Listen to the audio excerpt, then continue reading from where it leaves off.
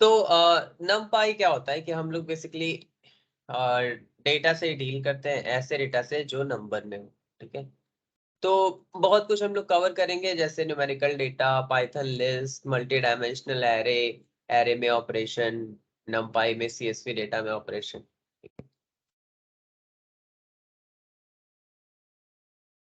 तो अगर आप देखो तो कोई भी डेटा एनालिसिस का मतलब क्या होता है कि वो न्यूमेरिकल डेटा जैसे स्टॉक प्राइस, सेल्स फिगर, इन सब पे एनालिसिस हो, ऑपरेशन हो। एनालिसिस के लिए तो हम लोग पांडास का यूज करते हैं, कैलकुलेशन के लिए numpy का यूज करते हैं। तो कैलकुलेशन के लिए numpy का यूज करते हैं, तो इमेजिन करो कि जैसे आपके विलेज में एप्पल ग्रो हो रहा है, कोई मैथमेटिशियन आता है और आपसे कहता है, सॉरी, आप उससे कहते हो कि क्या आप हमें बता सकते हो कि कितने, किस विलेज में, किस एरिया में कितने एप्पल ग्रो होंगे। तो स्टैटिस्टिशियन कहता है हाँ ठीक है, मैं बता सकता हूँ। कोई भी लाइक जो फार्मिंग होती है, ठीक है, उसमें कितना ग्रो होगा, कितने यील्ड होंगे, ये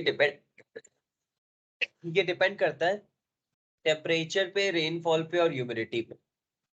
कि कितना टेम्परेचर है, कितना रेनफॉल है और कितना ह्यूमिडिटी है, उससे डिपेंड करता है कि कितना लाइक एप्पल्स ग्रो करेंगे, ठीक है, इन क्लाइमेटिक कंडीशंस।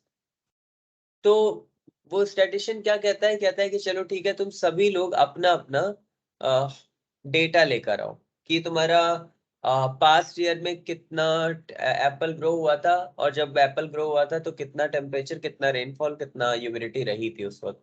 फिर ऐसे ही सभी लोगों से कहा कि तुम फिर उसके पास्ट ईयर, फिर सभी लोग बहुत ह्यूज अमाउंट ऑफ डेटा लेकर आए कि जब इसके पिछले ईयर एप्पल ग्रो हुआ था तो इतना टेम्परेचर, इतना रेनफॉल, इतनी ह्यूमिडिटी थी।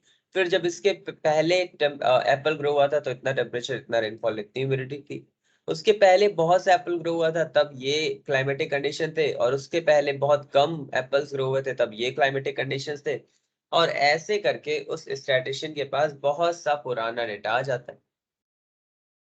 तो उसका जो टेम्परेचर होता है, सॉरी, उसका जो फॉर्मूला होता है वो होता है कि कितना टेम्परेचर, कितना रेनफॉल और कितनी ह्यूमिडिटी हमें बताएगी कि यील्ड ऑफ एप्पल कितने होंगे, ठीक है।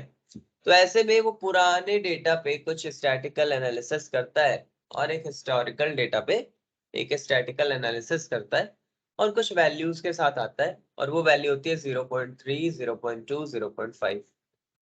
तो बेसिकली वो स्टैटिशियन एक फॉर्मूला के साथ आ जाता है, कहता है देखो ये फॉर्मूला है, यहाँ पे W1 की वैल्यू 0.3 है, W2 की वैल्यू 0.2 है, W3 की वैल्यू 0.5 है। तो जितना भी टेम्परेचर, रेनफॉल और ह्यूमिडिटी रहेगा, तुम बस इससे मल्टीप्लाई करके ऐड कर देना, तो तुम्हें पता चल जाएगा कि कितना टेम्परेचर, सॉरी, कितने एप्पल ग्रो करेंगे वहां पे, ठीक है। नाउ ये फॉर्मूला है सिर्फ, इसका numpy से कोई रिलेशन नहीं है। ये मैंने इसलिए बता दिया आप लोगों को थोड़ा डिटेल में, सो दैट आपको पता रहे कि ये कर क्या रहा है। अगर आपको ये समझ में नहीं भी आया, जैसे W1, W2, W3, तो आप ये समझिए कि ये बस एक फॉर्मूला है जिसे हम लोग अप्लाई करने जा रहे हैं, ठीक है। ये फॉर्मूला उस मैथ लाइक उस स्टैटिशियन ने पुराने डेटा को देखकर उसने वैल्यू निकाली होगी, और जो वैल्यू आई है वो ये आई है 0.3, 0.2, 0.5। लेकिन एज अ डेवलपर आपको इन सबसे मतलब नहीं। एज अ डेवलपर सपोज आपके पास कुछ विलेजेस हैं, तो देखो ये कुछ विलेजेस के नेम है, कांतो, जोतो, ठीक है, ये सभी जापानीज विलेजेस के नेम है। अब सपोज कोई आपके पास आता है और कहता है कि मुझे मेरे विलेज का बताओ कि कितने एप्पल ग्रो कर सकते हैं, ठीक है। तो आप क्या करोगे? अ, अच्छा, हम ओपन करते हैं।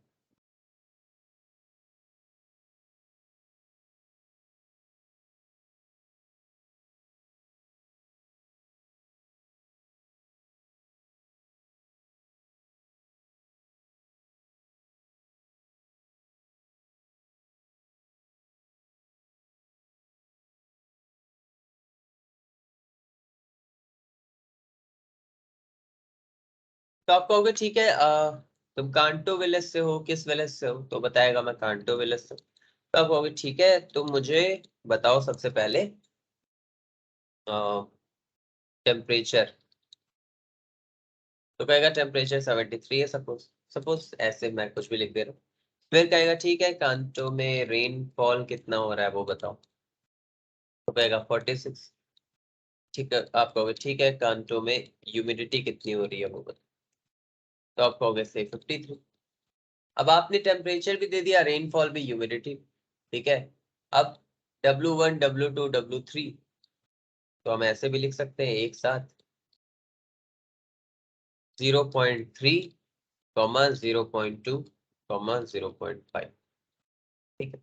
तो W1 में 0.3 स्टोर हो जाएगा, W2 में 0.2, W3 में 0.5। और अब मैं यहाँ पे आऊंगा और कहूंगा एप्पल ग्रो, एप्पल कितने ग्रो करने, ग्रो हो जाएंगे, तो एप्पल ग्रो हो जाएंगे इस फॉर्मूले के बेसिस पे हमें जो भी आंसर मिलेगा, जैसे W1 कांटो टेम्परेचर प्लस W2 कांटो रेनफॉल प्लस, अभी हम लोग नम पाइप पे कुछ भी नहीं कर रहे, W3 कांटो ह्यूमिडिटी। और फिर मैं यहाँ पे आता हूँ, कहता हूँ प्रिंट एप्पल ग्रो कितने करेंगे, तो एप्पल से टर्म्स, और इसे रन कर, एक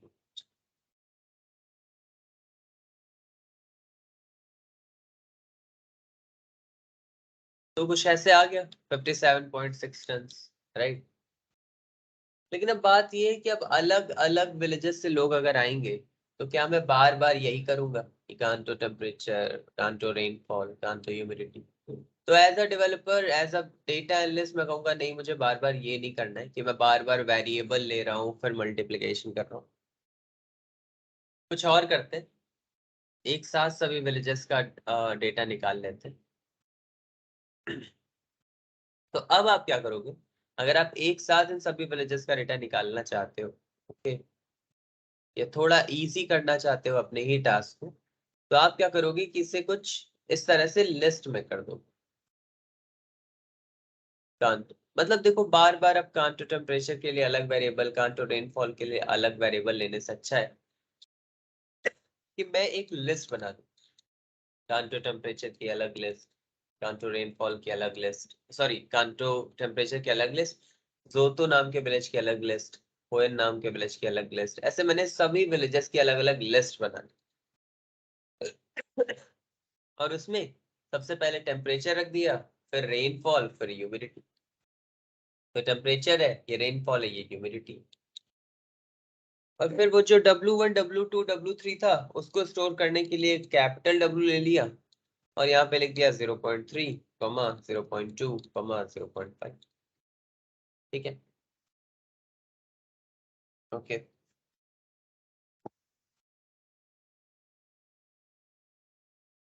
अब देखिए, अगर मुझे फाइंड करना हो कि कांटो का या जोतो का, जिस भी विलेज का कितने एप्पल ग्रो करेंगे, तो मैं कैसे फाइंड आउट कर सकता हूँ। तो देखो, बहुत ही इजी है।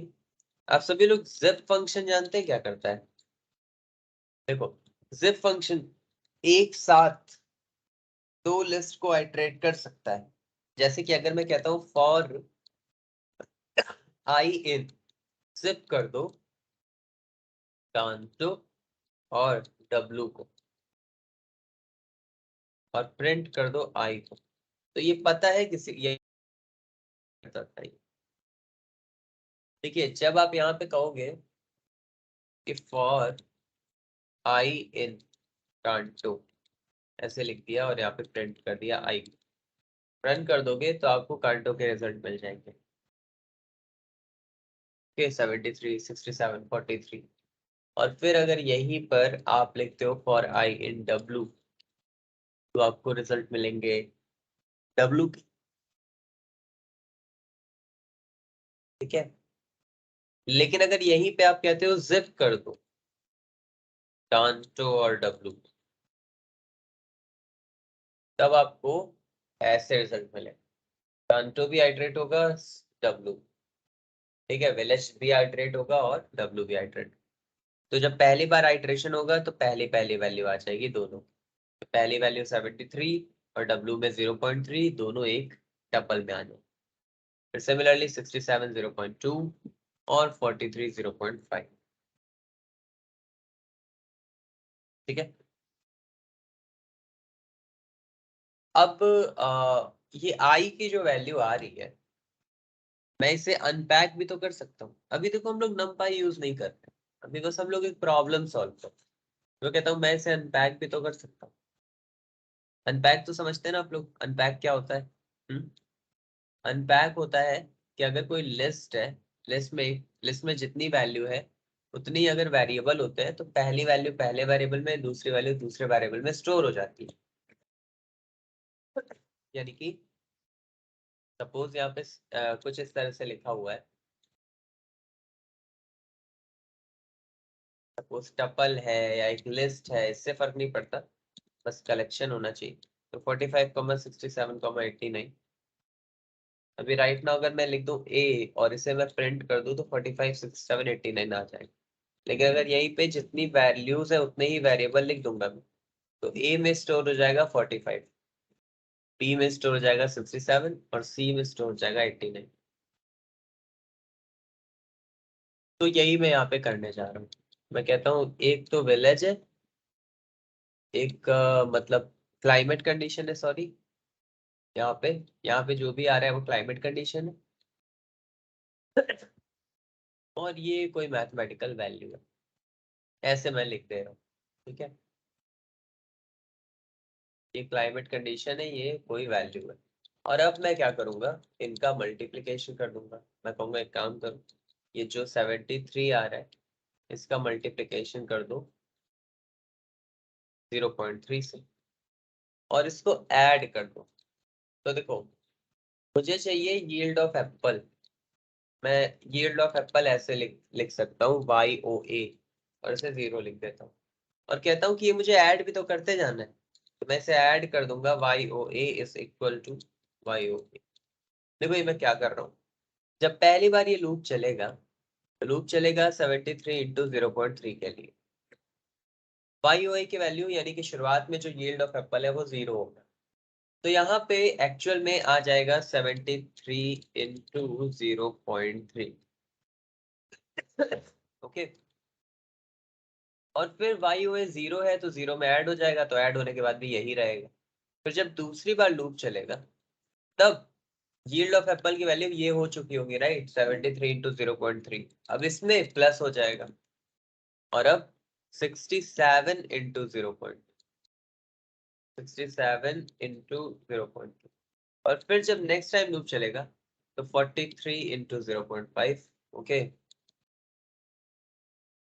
और इस तरह से मेरे पास रिजल्ट आ जाए। तो मैं यहाँ पे कह दूंगा प्रिंट यील्ड ऑफ एप्पल,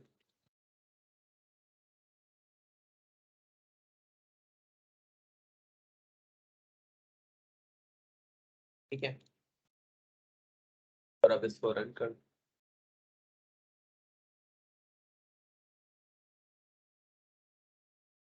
तो अगर आप ऐसे कर रहे हो तो देखो आपको इस तरह से कुछ रिजल्ट मिल रहा है, 56.8 टर्न्स। ओके, ना उसी तरह से आप यहाँ पे विलेजेस के नेम चेंज कर सकते हो।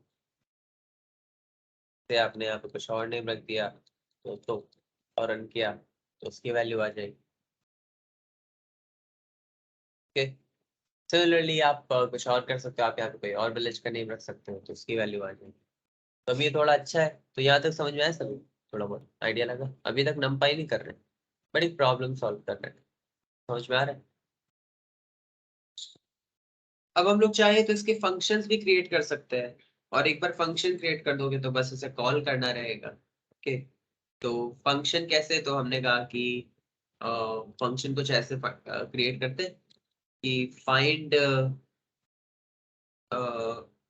या यील्ड ऑफ एप्पल, ऐसे करके कोई फंक्शन क्रिएट कर देते हैं जिसमें हम सिर्फ विलेज का नाम देंगे और ये हमें बता देंगे। तो यहाँ पे यील्ड ऑफ एप्पल, और यहाँ पे हम विलेज का नाम दे देंगे कांटो। फिर ये यील्ड ऑफ एप्पल कांटो, फिर कुछ करना नहीं है, ये प्रिंट हटा देता हूँ। ये जो आप यहाँ से यहाँ तक देख रहे हो जो, ओके, ये पूरा यहाँ से लेकर यहाँ तक, ये पूरा, इस पूरे को फंक्शन के अंदर ही लिख लेते हैं। मैं कहता हूँ डेफ यील्ड एप्पल,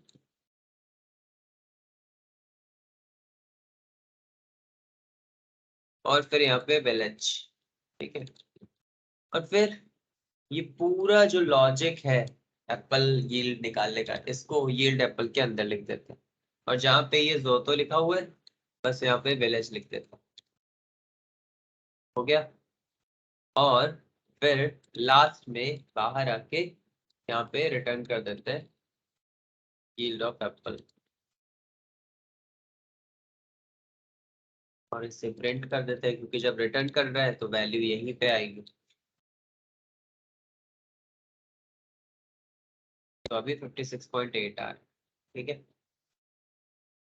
यहीं पे मैं अगर विलेज का नेम चेंज कर दूंगा तो अब कुछ ये वैल्यू आ रही। अभी मैं कुछ और चेंज कर दूंगा तो ये वैल्यू आ गई। समझे सभी?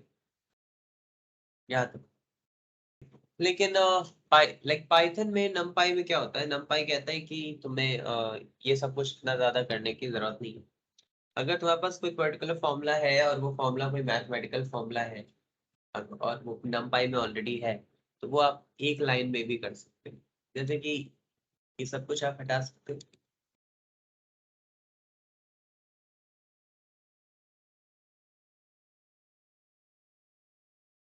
और सपोज मैं यहाँ पे नमपाई इंपोर्ट करता हूँ, मैं बताऊंगा।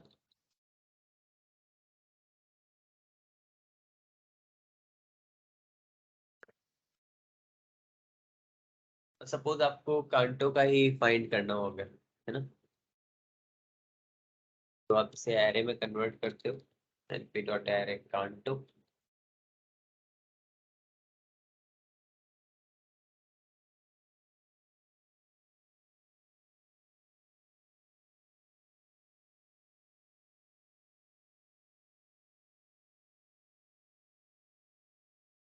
और ये एक लाइन है, np डॉट डॉट कांटो कॉमा w। और ये एक लाइन है एक्चुअल में, क्योंकि ये जो लाइंस है ये तो आपको करनी ही पड़ती है। नमपाई इंपोर्ट कर रहे हो आप, तो ये एक लाइन, इस लाइन की बात कर रहा हूँ जहाँ पे आपका कैलकुलेशन हो रहा है। तो अगर आप एक लाइन में किसी टास्क को कर सकते हो तो आप उसको कभी भी इतने लाइंस में नहीं करोगे, है ना। तो ये कहीं ना कहीं ज्यादा अच्छा है जहाँ पे एक ही लाइन में हो रहा है। बट ये क्या है, ये एनपी डॉट क्या होता है, ये सब हम लोग आगे देखेंगे। बट बेसिकली ये नम पाई का ही एक फॉर्मूला है, ठीक है। अब सपोज मैं कहता हूँ कि किसी और विलेज का फाइंड करना है तो मुझे उसे यहाँ पे चेंज कर दो, बस यहीं पे रन कर दो, ठीक है।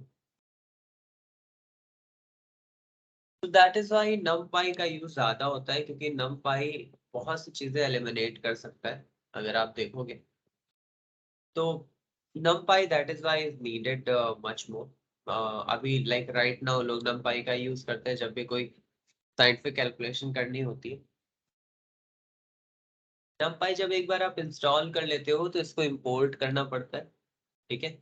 तो देखो ये मैंने कुछ इंपोर्ट कर लिया है। इंपोर्ट का मतलब कि मैं numpy का यूज करना चाहता हूँ तो numpy फाइल को इंपोर्ट कर दो, ठीक है। इसलिए हम लोग इम्पोर्ट numpy लिखते हैं। तो मैं यहाँ पे सबसे पहले ये सब कुछ हटा देता हूँ, ये डॉट क्या होता है सब बाद में बताऊंगा। तो सबसे पहले आप लोगों को यहाँ पे लिखना होता है इम्पोर्ट कर दो numpy एज np। ओके, ये टास्क तो करना ही रहता है।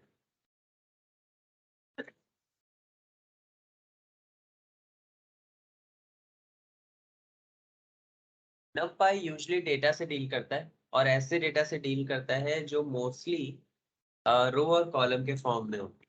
तो आप लोगों ने मैट्रिक्स देखा है क्या?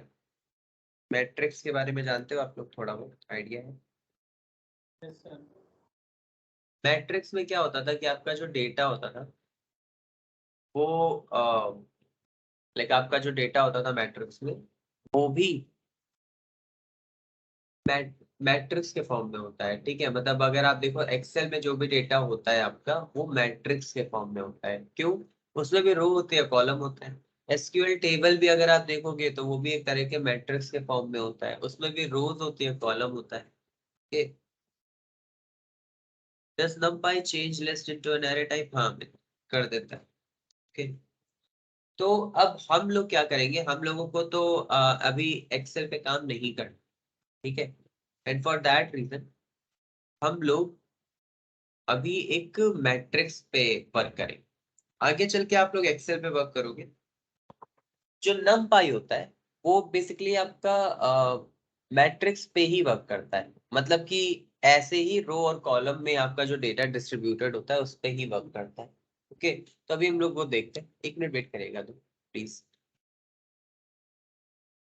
जैसे कि अब अगर आप देखोगे तो ये एक तरह की मैट्रिक्स ही है, इस तरह से।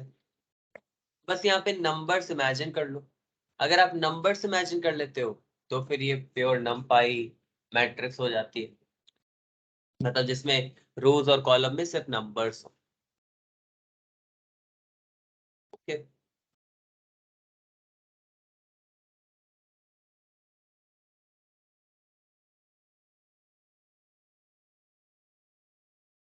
मैट्रिक्स ये होती है, अगर कोई भूल गया हो तो, इस तरह से। ऑल्दो आप लोगों को मैट्रिक्स इतना ज्यादा ध्यान नहीं देना, क्योंकि आगे चल के हम लोग डेटा पे वर्क करेंगे, बट अभी के लिए थोड़ा बहुत मैट्रिक्स का आइडिया होना चाहिए। कुछ ऐसे मैट्रिक्स होती थी, याद है? 23, 45, 67, 80, 89, 34, ओके, एंड से 100, और फिर 44, 56, 21, फिर इसी तरह 23, 21, और फिर 17। ये एक तरह की मैट्रिक्स, ठीक है। तो जो आपका डेटा होता है, जब भी आप वर्क करोगे तो इसी तरह के डेटा पे करोगे numpy में, मोस्ट ऑफ द टाइम। तो हम लोगों ने ऐसा तो कुछ देखा नहीं अभी तक, हम लोगों ने मैट्रिक्स तो देखी नहीं है अभी तक। हम लोगों ने ऐसा कोई ऐसे किसी तरह के डेटा पे तो ऑपरेशन किया नहीं है। लेकिन इससे ही मिलता जुलता हमने एक डेटा पे वर्क किया है, जिसे कहते हैं लिस्ट। लिस्ट ऐसी ही होती है जिसमें हम मल्टीपल वैल्यूज दे सकते हैं, ठीक है। तो पहले हम लोग एक सिंगल डायमेंशनल लिस्ट पे वर्क करते थे, जिसमें क्या होता था, सिंगल लाइक इस तरह के लीनियर फॉर्म में आपके पास लिस्ट होती थी, ठीक है, ऐसे। लेकिन अब हम लोग मल्टी डायमेंशनल लिस्ट पे वर्क करेंगे। Multi dimensional multi dimensional list क्या होता है, जिसमें रोज और कॉलम हो, ओके।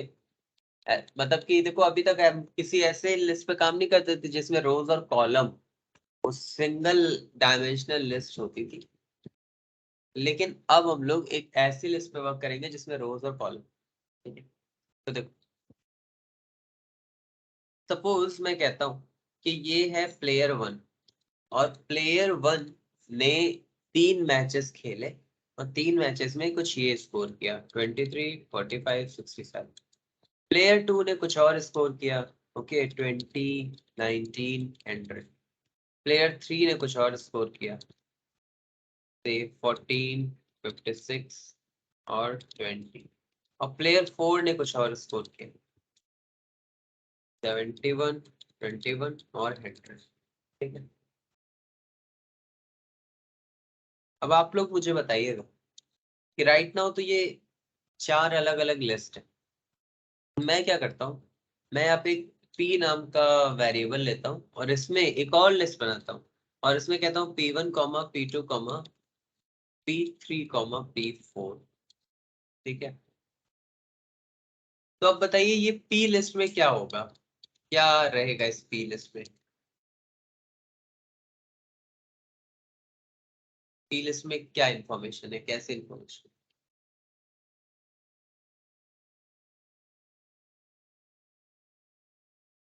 सारी लिस्ट कंबाइंड हो जाएगी। अगर आप इसे रन करोगे तो ये जो मेरी पी लिस्ट है, इस लिस्ट में ऐसी 4 लिस्ट है। P1 भी एक लिस्ट है, P2 भी एक लिस्ट है, P3 भी, और P4। तो ऐसी लिस्ट जिसके अंदर लिस्ट होती है उसे हम लोग इनर लिस्ट कहते हैं, या फिर सॉरी सॉरी उसे हम लोग नेस्टेड लिस्ट कहते हैं, या फिर मल्टी डायमेंशनल लिस्ट कहते हैं। और ये जो लिस्ट होती है 23, 45, 67, 20, 19, 100, इन सभी लिस्ट को हम लोग इनर लिस्ट कहते हैं। तो इस लिस्ट में कितने इनर लिस्ट है? तो 4 इनर लिस्ट है। ये लिस्ट एक मल्टी डायमेंशनल लिस्ट है। मल्टी डायमेंशनल लिस्ट का मतलब कि इसमें एक से ज्यादा डायमेंशन है। अब इसमें रो भी है और कॉलम भी है। तो देखो इसे आप ऐसे लिखो, इस तरह से लिखोगे तो भी ठीक है, अगर आप ऐसे करके लिख देते हो तो भी कोई प्रॉब्लम नहीं है। ठीक है, मतलब ऐसे आप किसी भी लिस्ट को लिख सकते हो, कोई प्रॉब्लम नहीं होती उसमें। ऐसे लिख दोगे तो कोई प्रॉब्लम नहीं। ठीक। अभी राइट नाउ मैं ऐसे रन करता हूँ, लेकिन आउटपुट इसका ऐसे ही आएगा। ऐसा नहीं है कि आपने इसे वर्टिकल कर दिया तो ये वर्टिकल आ जाएगा, नहीं, ये आएगा इसी तरह से हॉरिजॉन्टल। ठीक है। अच्छा, अब मल्टी डायमेंशनल लिस्ट दिखती कैसे है? तो ये जो P1 P2 है, मैं इसकी जगह पे सीधे सीधे लिस्ट लिख देता हूँ, ऐसे। फिर ये भी यहाँ से हटाता हूँ, यहाँ पे लिख देता हूँ।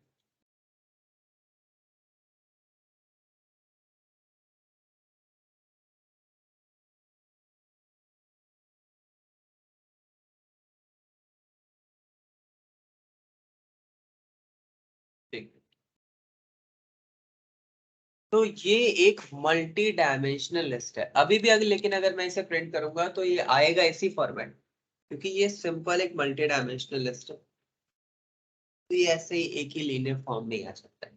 मल्टी डायमेंशनल लिस्ट है, लीनियर फॉर्म में इस तरह से आ जाता है। ठीक है, ओके।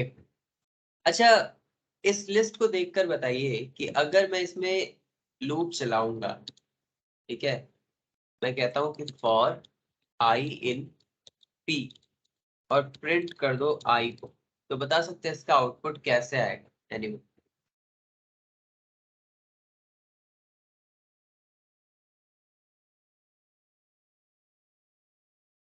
सर सेम ही आएगा। कैसे आएगा सेम, बताइए। इसमें चेंज क्या आप कर रहे हैं? आप सिंपल सा तो वही कर रहे हैं, आई ई को आई में कन्वर्ट कर रहे हैं, फिर आई को कन्वर्ट कन्वर्ट नहीं कर रहा हूँ कुछ भी, मैं कह रहा हूँ लूप चला दो for I in capital P, ठीक है, और लूप चला दो, तो इसका आउटपुट कैसा आएगा? हाँ, 23 20 40 14 71, फिर उसके बाद 45 19 56 21 नहीं ऐसे जाएगा। नहीं नहीं, ऐसा नहीं है।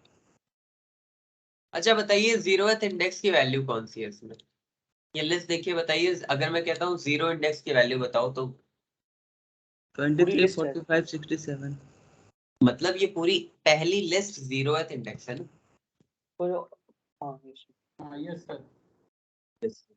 और ये पूरी लिस्ट 1 इंडेक्स है, ये पूरी लिस्ट 2 इंडेक्स है, और ये पूरी लिस्ट 3 इंडेक्स है। तो जब मैं लूप चलाऊंगा इस लिस्ट में, तो सबसे पहले जीरोथ इंडेक्स की वैल्यू प्रिंट नहीं हो जाएगी, ये पूरी एक लिस्ट, फिर दूसरी लिस्ट, फिर तीसरी लिस्ट, तो कुछ इस तरह से वैल्यू आएगी। एक तरह से एरे बन जाएगा। अभी एरे नहीं, अभी भी ये मल्टी डायमेंशनल लिस्ट ही है ना, लेकिन ये शो बस इस तरह से हो रहा है। समझ में आ रहा है सभी? Yes sir. ठीक है। तो पहली जो इनर लिस्ट है, इसका इंडेक्स नंबर क्या है? 0। दूसरे इनर लिस्ट का इंडेक्स नंबर 1 है, फिर इसका इंडेक्स नंबर 2 है, फिर इसका इंडेक्स नंबर 3। 0 1 2 3। ठीक है, मैं क्या करता हूँ, मैं इसी को थोड़ा कॉपी कर लेता हूँ और थोड़ा बहुत मल्टी डायमेंशनल लिस्ट के बारे में जान लेते हैं।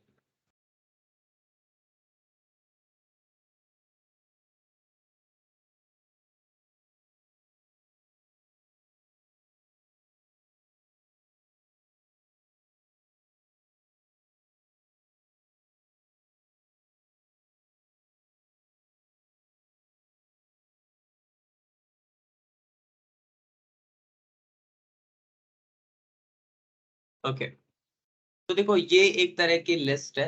ओके, और मैं कहता हूँ कि सपोज ये प्लेयर्स की लिस्ट है। तो अगर देखा जाए तो ये प्लेयर 1 का डेटा है, ये प्लेयर 2 का डेटा है, ये प्लेयर 3 का डेटा है, और ये प्लेयर 4 का डेटा है। और सिमिलरली प्लेयर 1 ने पहले मैच में कितना स्कोर किया? पहले मैच में उसने स्कोर किया 1, सॉरी, पहले मैच में 23 स्कोर किया।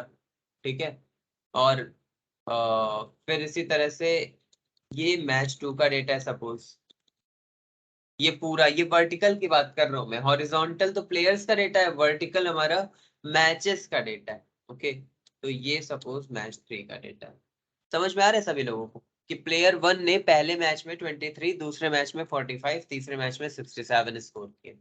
पहले मैच में सभी प्लेयर्स ने क्या क्या स्कोर किया है, तो 23, 20, 14 और 71। ओके, समझ रहे हैं आप लोग? तो ये प्लेयर 1 है, player 2, player 3, player 4, match 1, match 2, match 3। ठीक है, अब जैसे आपके सिंगल डायमेंशनल लिस्ट में इंडेक्स नंबर होते हैं, वैसे यहाँ पे भी होते हैं। रो के लिए इंडेक्स नंबर 0 से स्टार्ट होते हैं, तो जैसे प्लेयर 1 इसका इंडेक्स नंबर 0 है, प्लेयर 2 का इंडेक्स नंबर 1 है, प्लेयर 3 का 2 है, प्लेयर 4 का 3। यानी कि अगर मैं यहाँ पे जाऊं और मैं कहूं तो मैं यहाँ पे क्रिकेट क्रिकेट नाम रख देता हूँ, ठीक है, क्रिकेट। तो अगर मैं यहाँ पे जाऊं और कहूं कि क्रिकेट 0, तो बताओ क्या प्रिंट होगा, क्या लगता है आपको क्या प्रिंट होगा? क्रिकेट इंडेक्स नंबर का यूज करके 0 लिख दिया, सर 23, 45, 67। मतलब पहली लिस्ट ना,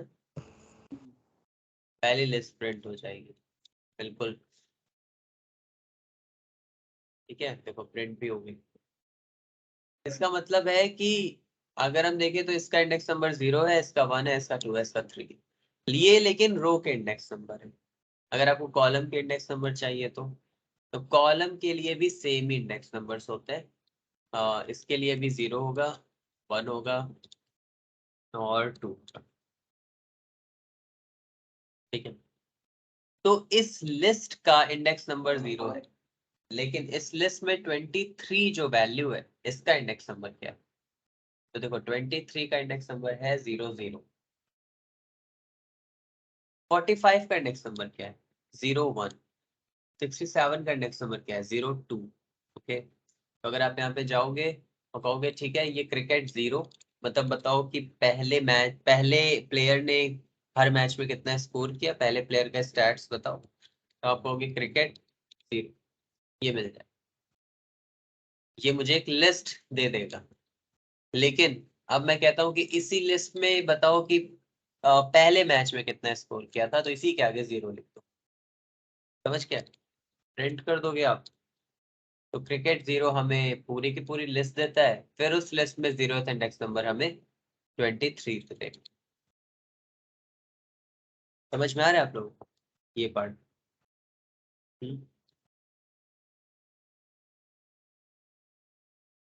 बताइए। Just like that, yes. फिर इसी तरह से आ, अगर मैं आपसे कहता हूँ कि मुझे सेकंड प्लेयर का थर्ड मैच का डेटा चाहिए, तो बताइए मैं यहाँ पे क्या लिखूँ? सेकंड प्लेयर का थर्ड मैच का डेटा। फॉर दैट रीजन मैं क्या करता हूँ कि कन्वर्ट कर लेता हूँ इस पूरे मल्टी डायमेंशनल लिस्ट को एरे। एरे क्या होती है? जैसे नमपाई लिस्ट होता है वैसे, सॉरी, जैसे पाइथन लिस्ट होता है वैसे ही नमपाई एरे होती है। ठीक है, जैसे पाइथन का लिस्ट होता है वैसे ही नमपाई का एरे होता है। पाइथन लिस्ट क्या होता है, तो बेसिकली इसमें भी आप मल्टीपल वैल्यूज स्टोर कर सकते हो, नमपाई एरे में भी मल्टीपल वैल्यूज स्टोर कर सकते हो। लेकिन पाइथन जो लिस्ट होती है वो बहुत ज्यादा स्लो होती है, नमपाई एरे कहीं ज्यादा फास्ट होती है। ठीक है, फिर पाइथन लिस्ट आपकी होमोजीनियस होती है, होमोजीनियस सॉरी हेटेरोजीनियस होती है। हेटेरोजीनियस का मतलब होता है कि आप किसी भी तरह की वैल्यूज को लाइक इंसर्ट कर सकते हो अपने लिस्ट, किसी भी तरह के किसी भी डेटा टाइप के। जैसे आपके लिस्ट में इंटीजर भी हो सकता है, फ्लोट भी हो सकता है, स्ट्रिंग भी हो सकता है, बूलियन भी हो सकता है, लिस्ट के अंदर लिस्ट भी हो सकता है, ठीक है, लिस्ट के अंदर टपल भी हो सकता है, सब कुछ हो सकता है। लेकिन आपका जो नमपाई एरे होता है वो होमोजीनियस होता है। इसका मतलब कि इसमें सिर्फ और सिर्फ एक ही डेटा टाइप की वैल्यूज हो सकती है। ओके, जैसे कि अगर इंटीजर होगा तो सब इंटीजर होंगे, फ्लोट होगा तो सब फ्लोट होंगे, स्ट्रिंग होगा तो सब स्ट्रिंग होंगे। समझ रहे हैं? ऐसा होता है इसमें। इसमें ऐसा नहीं होता कि एक इंटीजर एक फ्लोट एक स्ट्रिंग, ऐसा नहीं होता। तो टाइप चेकिंग में भी टाइम कम लगता है एरे को, and for that reason also ये काफी फास्ट होती है। तो ठीक है, अभी आप ये समझो कि आपके पास अगर कोई मल्टी डायमेंशनल लिस्ट आती है जिसमें आपको बहुत कैलकुलेशन करनी पड़ सकती है, तो आप उसको हमेशा नंपाई एरे में कन्वर्ट कर लीजिए। अब नंपाई एरे में कन्वर्ट करने के लिए आपको सबसे पहले नंपाई इंपोर्ट करना पड़ता है। तो जब मैंने लिखा है इंपोर्ट नंपाई, इसके बाद मैंने एज एनपी क्यों लिखा है? एज एनपी का मतलब है कि मैं इसे एक नेम देना चाहता हूँ, एक शॉर्ट नेम जिसका मैं यूज कर सकूं। जहां जहां मुझे नंपाई लिखना पड़े वहां वहां मैं बस एनपी ही लिख दूं, सिर्फ एक nickname. Okay, alias name बोलते हैं इसको। ये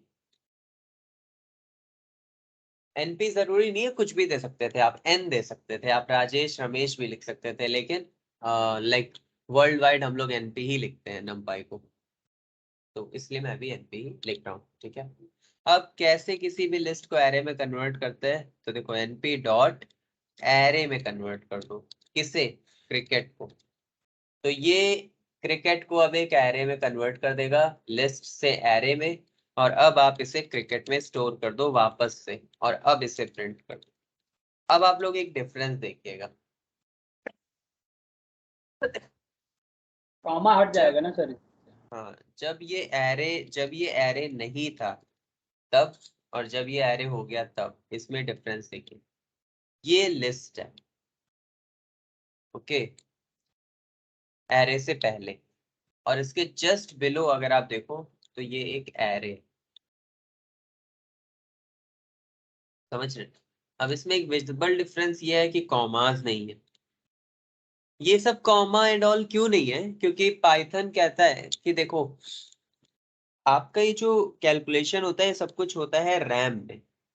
रैम रैंडम एक्सेस मेमोरी कहते हैं।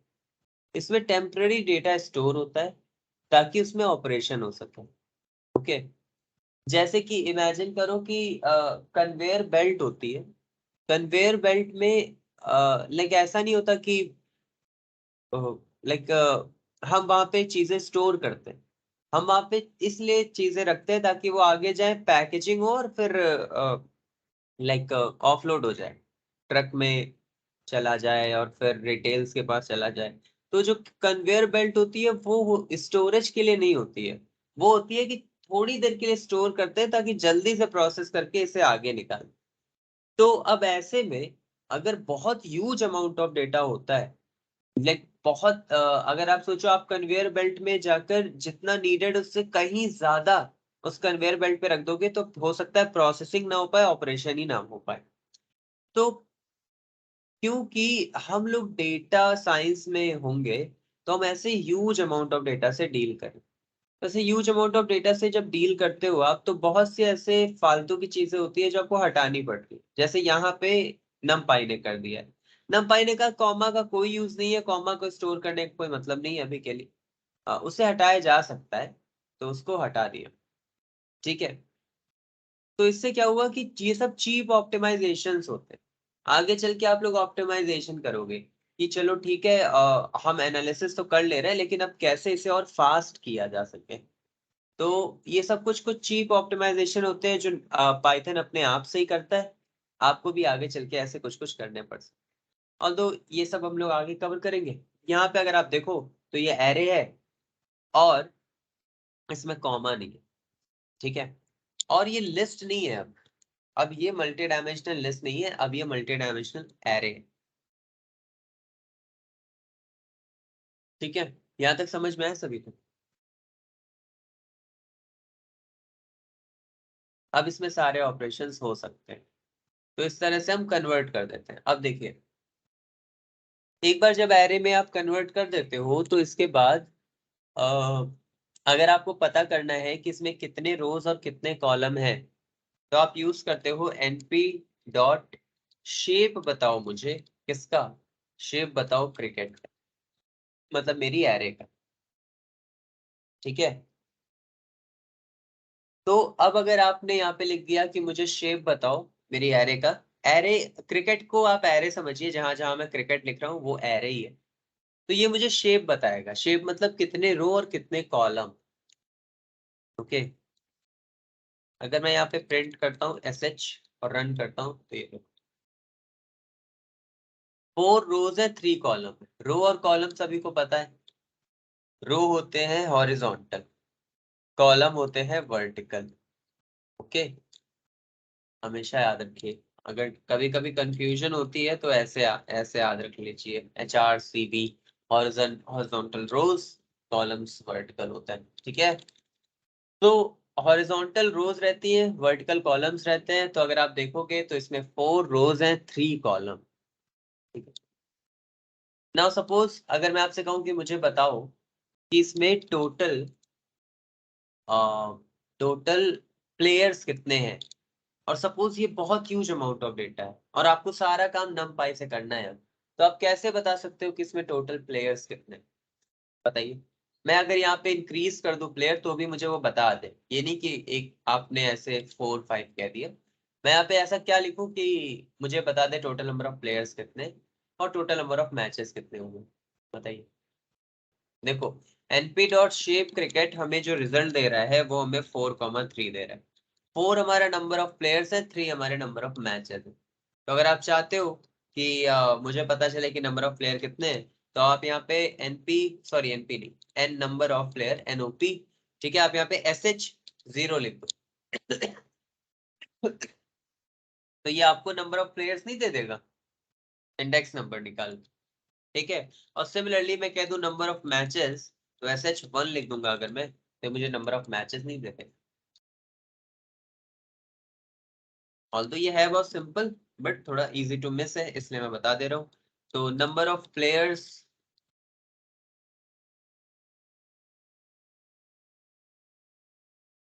ठीक है, और मैंने यहाँ पे NOP लिख दिया।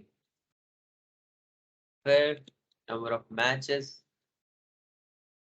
फिर यहाँ पे मैंने मैचेस लिख दिया और रन कर। तो ये कुछ इस तरह से आ रहा है कि 4 प्लेयर 3 मैचेस।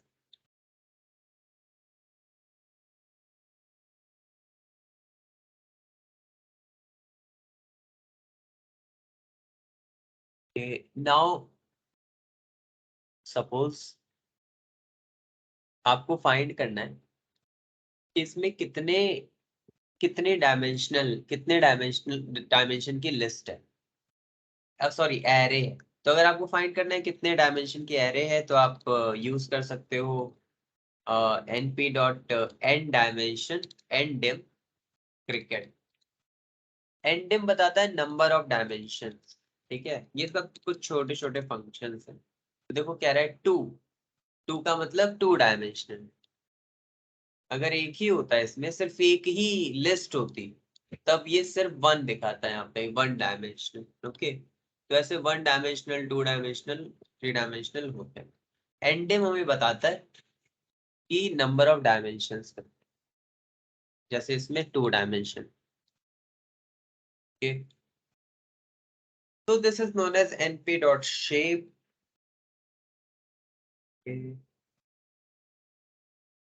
तो हटा देते हैं। नाउ एक और बात देख लीजिए, आपका जो numpy एरे होता है ये होमोजेनियस होता है। तो कल को अगर मैं यहाँ पे सपोज लिख दूं 56.78, 100.99, 71.9876, 14.234, तो ये तो लिस्ट है। लिस्ट के अंदर इंटीजर भी हो सकता है, फ्लोट भी हो सकता है। लेकिन मैंने बताया था कि जब आप एरे में कन्वर्ट कर लेते हो तो फिर ये या तो फ्लोट लेगा या तो इंटीजर, मतलब कोई एक ही वैल्यू आएगी। तो अब मुझे बताइए, अगर मैं प्रिंट करता हूँ क्रिकेट को, तो numpy क्या चूज करेगा? फ्लोट चूज करेगा, सारी वैल्यूज को फ्लोट में कन्वर्ट करने के लिए चूज करेगा, या सारी वैल्यूज को इंटीजर में कन्वर्ट करना बेटर रहेगा, चूज करेगा ये numpy? सर फ्लोट में कर देगा सर। फ्लोट, क्योंकि फ्लोट की प्रायोरिटी हमेशा ज्यादा रहती है। ओके, तो ये देखो 23.45 पॉइंट सारी वैल्यूज फ्लोट में।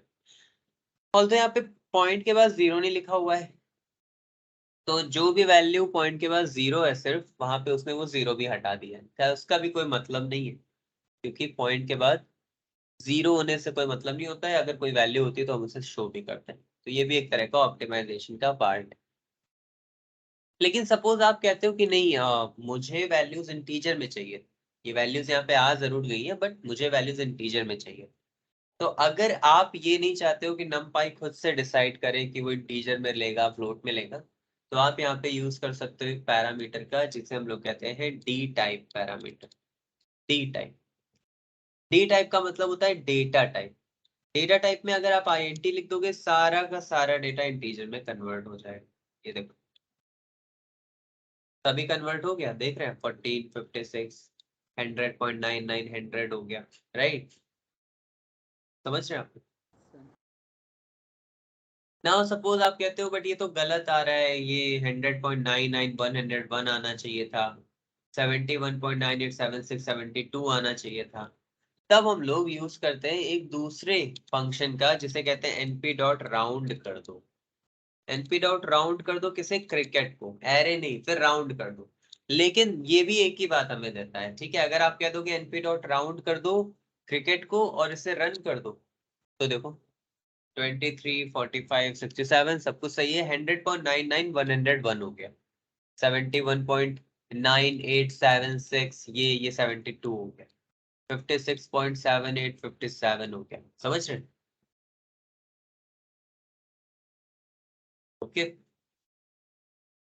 और अगर आप चाहते हो कि मुझे नहीं डेसिमल के बाद 2 डिजिट चाहिए तो बस ऐसे 2 लिख दो और रन कर दो, तो देखो 2 डिजिट आ रहा है। अगर आप कह दो 1 डिजिट चाहिए तो 1 लिख दो, रन कर दो, तो एक एक डिजिट आ रहा है। समझ रहे सभी लोग?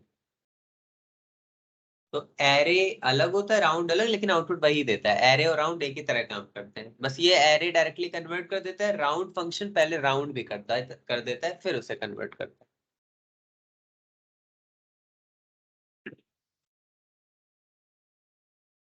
मैं अभी के लिए इन सबको इंटीजर में ही कन्वर्ट कर देता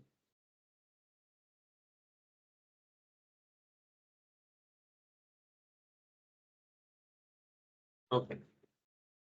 अब देखो इंडेक्सिंग जो होती है आपके लाइक numpy में, वो बिल्कुल लिस्ट की तरह ही होती है, जैसे हम लोग लिस्ट में कर रहे थे वैसे ही, ठीक है? बस थोड़ा बहुत चेंज होता है। तो जैसे कि सपोज मैं कहता हूँ कि मुझे फर्स्ट प्लेयर का फर्स्ट मैच का डेटा चाहिए, तो अगर मुझे फर्स्ट प्लेयर का फर्स्ट मैच का डेटा चाहिए, ओके, तो मैं यहाँ पे लिख सकता हूँ cricket first player 0 first match 0, यही होगा। लेकिन numpy में कहता है कि आपको ये ऐसे 2 ब्रैकेट यूज करने की कोई जरूरत नहीं है, आप ऐसे भी लिख सकते हो एक ही ब्रैकेट में, यहाँ पे रो कॉमा यहाँ पे कॉलम, अगर कॉलम की जरूरत है तो। अगर जरूरत नहीं है तो छोड़ दो। अगर आप सिर्फ क्रिकेट 0 लिखोगे तब आपको ये लिस्ट मिल जाएगी, ये लिस्ट मिल जाएगी पहली लिस्ट। लेकिन अगर आपको इसमें किसी कॉलम की जरूरत है तो आप कॉमा देकर लिख दो। तो क्रिकेट 0,0 हमें क्या वैल्यू देगा, बता सकते हैं? 23। राइट, ठीक, 23 हमें दे दें। रन करोगे तो 23 आ जाए। तो जो हम लोग लिस्ट में कर रहे थे वही यहाँ पे कर रहे हैं, बस यहाँ पे एक ही इंडेक्स लाइक एक ही स्क्वायर ब्रैकेट में हम यूज कर सकते हैं रो का भी कॉलम का। अब आप चाहो तो स्लाइसिंग भी कर सकते हो। स्लाइसिंग मतलब कि अगर मैं कह दूं कि मुझे फर्स्ट प्लेयर और सेकंड प्लेयर का मैच का डेटा चाहिए, तो अगर आपको फर्स्ट प्लेयर का भी डेटा चाहिए और सेकंड प्लेयर का भी डेटा चाहिए, तो इसका मतलब है कि आपको 0 और 1 ये दोनों चाहिए बस। तो 0 1 चाहिए तो आप जाओ यहाँ पे, आप कहो क्रिकेट 0 2, पहले रो होती है फिर कॉलम होता है। कॉलम से हमें कोई मतलब नहीं है, कॉलम में हमें कुछ करना नहीं है, हमें सिर्फ रो चाहिए पूरी की पूरी। तो हम कहेंगे ठीक है रो, और रो क्या है 0 से लेकर 2 तक। आप रन करोगे तो आपको देखो कुछ इस तरह से शुरुआत का 2 डेटा मिल जाएगा, रोज मिल जाएंगे। समझ में आ रहा है? ओके। लेकिन अगर मैं कहता हूं कि मुझे लाइक प्लेयर 1 और प्लेयर 2 के मैच 2 और मैच 3 का डेटा चाहिए, तो अब मैं कॉमा दे दूंगा और अब कॉलम भी स्लाइस होगा। तो प्लेयर 1 प्लेयर 2 के मैच 2 और मैच 3 का मतलब हो गया कि 1 से 2 यानी ये डेटा चाहिए 1 से 2 तक। तो मैं यहाँ पे जाऊंगा कॉमा और अब मैं कॉलम स्लाइस करूंगा। तो 1 से लेकर मतलब 1 से लेकर 3 तक लिख सकता हूं मैं, या फिर 1 से लेकर और यहाँ पे आगे छोड़ भी सकता हूँ, तो भी वो लास्ट तक ही जाएगा। और अब अगर आप रन करोगे तो ये देखो 45, 67, 19 और 100 आ रहा है। तो ये होती है स्लाइसिंग एरे।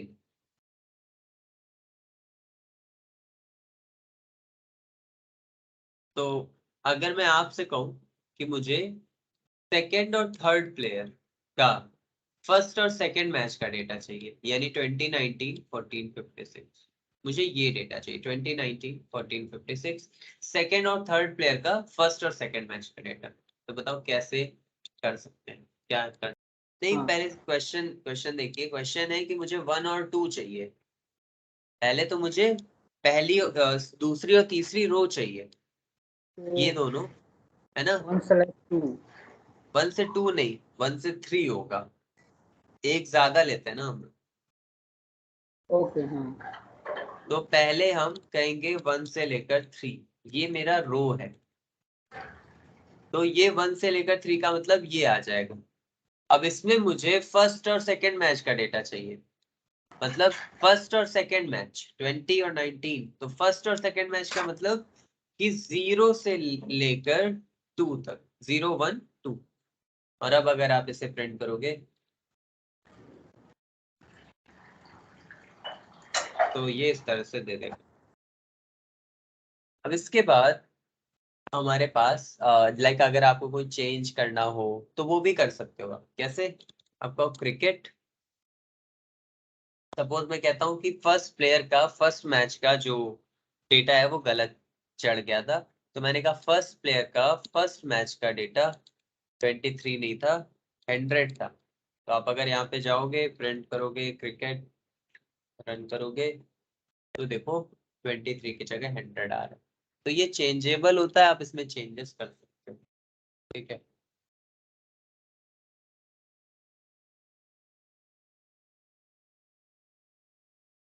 अगर आपको पूरी की पूरी लिस्ट चेंज करनी है तो आप ऐसे लिख दो क्रिकेट 0, 100, 67, 89 और अब प्रिंट कर दो क्रिकेट और अब प्रिंट कर दो।